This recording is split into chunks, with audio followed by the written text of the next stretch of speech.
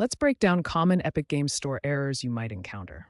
Unexpected error 500, invalid status code undefined, and EIPC store loading problems. The unexpected error 500 is a server-side issue, meaning the problem lies with Epic's servers. It occurs when the EGS backend fails to process your request due to database overloads or API issues. The invalid status code undefined error often stems from authentication or store data retrieval problems where the server's response is malformed, causing the EGS launcher to freeze. Finally, EIPC store loading problems likely relate to the Epic Store module failing to load game catalogs or user data due to network issues, firewall blocks, or OS incompatibilities. These errors are often linked to server maintenance, regional outages, or high-traffic events like game launches.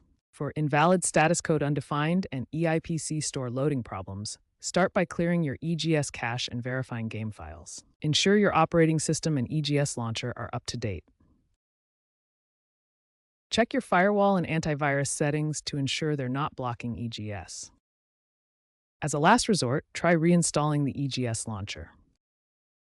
Monitor Epic's official status page for announcements regarding outages or maintenance.